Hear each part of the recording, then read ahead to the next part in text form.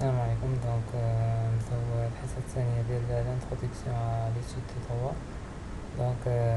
Toujours dans le cadre du premier titre, deuxième chapitre des sources de la règle de droit. Il y a trois sources de droit. Il y a les sources traditionnelles, les sources modernes et les sources interprétatives. Dans ce chapitre, on va voir les sources normales. Donc en premier lieu, on va commencer par les sources traditionnelles, la religion. La religion est une source traditionnelle de droit objectif. On ne peut parler de la religion comme source traditionnelle que dans un état religieux. Autrement dit, un état qui prend en considération la règle religieuse au niveau de son droit positif. Dans un état laïque, la règle religieuse ne peut pas considérer comme une source traditionnelle de droit positif. Par religion, on entend l'ensemble des dispositions d'inspiration religieuse, c'est-à-dire Sharia, Al-Qur'an plus Sunna. Au Maroc, la règle religieuse est présente, principalement en matière de statut personnel, familial et successoral. Il s'agit d'une matière qui regroupe tout ce qui est en relation avec le mariage, la pension alimentaire, l'entretien des enfants, l'héritage, le divorce, etc. La religion, ماشي la religion parce que déjà les coutumes est la deuxième source de droit traditionnel. La coutume, appelée également l'orf, est définie comme une règle, la répétition dans le temps, qui provient des usages, des pratiques et des habitudes des populations données. La coutume doit se prolonger dans le temps, c'est-à-dire elle doit incarner le caractère répétitif.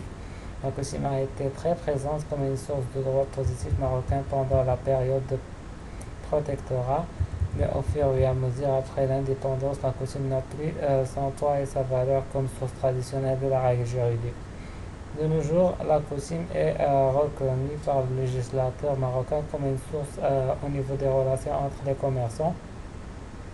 Article 3 du Code de commerce qui prévoit que les usages et les pratiques commerciales restent toujours en vigueur comme source de droit en cas de litige entre les commerçants.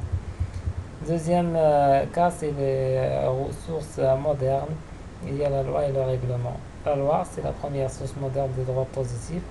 Il fait partie de la compétence des parlements, autrement dit la première fonction des parlements, la chambre des représentations plus la chambre des conseillers, et légiférer, faire des lois, c'est-à-dire création de lois en cas de besoin.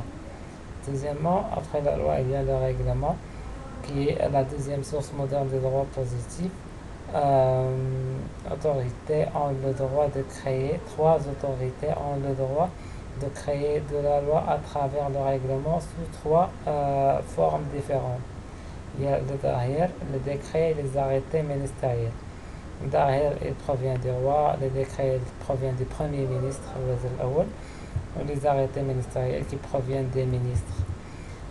Enfin, que les interprétatifs, les fiqh, la doctrine et la jurisprudence. La doctrine, c'est la première source interprétative. La doctrine qui est définie comme l'ensemble des travaux, des réflexions et des commentaires qui proviennent des spécialistes de droit à l'occasion de l'interprétation des lois données.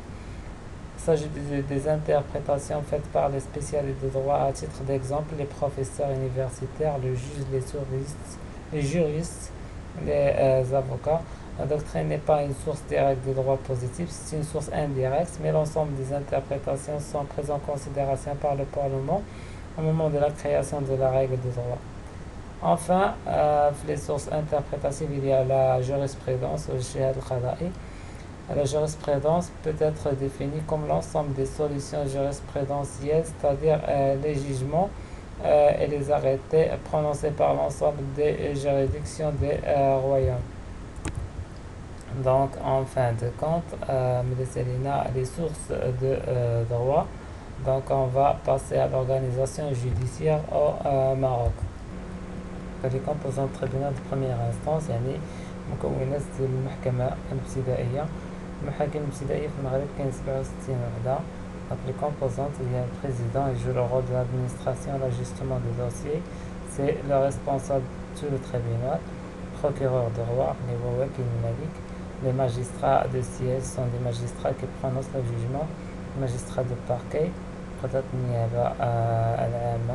leur chef est le procureur de roi. Ces magistrats ne prononcent pas le jugement. Le secrétariat grève qui se retrouve composé d'un certain nombre de fonctionnaires qui assistent les juges, secrétariat de parquet, juge d'instruction, leur chef est le procureur de roi. La caisse, il faut payer les frais judiciaires de votre dossier. Bureau d'ordre est concerné par l'enregistrement de dossier dans le bureau. Le bureau d'ordre en contrepartie d'un reçu auprès de ce bureau.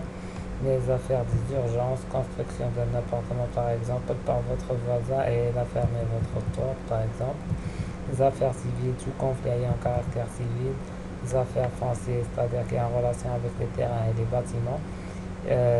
Tout conflit ayant un caractère foncier. Affaires de location, tout conflit ayant un caractère de location. Les affaires commerciales, les accidents de circulation, les conflits de travail, les accidents de travail, tribunal familial et la justice de proximité, c'est-à-dire la justice de proximité est près de citoyens des dossiers inférieurs à 5 000 dirhams, un seul juge, un délai bref, prononcé verbablement. 4 domaines sont exclus dans la justice de proximité, sont les domaines pénal, familial, social et foncier. La justice de proximité, il s'agit d'un service qui a été créé récemment dans le cadre de la réforme de la justice. Oui, et la justice de proximité est assurée par un juge unique. Ce juge tranche sur les dossiers d'une valeur inférieure et égale à 5 000 dirhams. Le domaine de compétence de ce juge est lié aux matières suivantes: civil, location commerciale, accident de circulation, etc. Par conséquent, les domaines suivants sont exclus: foncier, pénal, familial, social. La procédure appliquée en matière de justice de proximité est gratuite, souple et rapide. Donc il y a aussi les expertises et les casiers judiciaires, si je l'ai dit.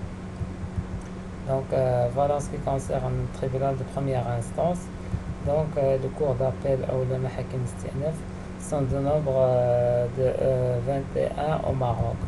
Composantes des cours d'appel: il y a le président, le procureur général du roi, le magistrat du siège, magistrat du parquet, secrétariat greffe, secrétariat du parquet, la caisse, bureau d'ordre, affaires d'urgence, affaires civiles, les affaires foncières.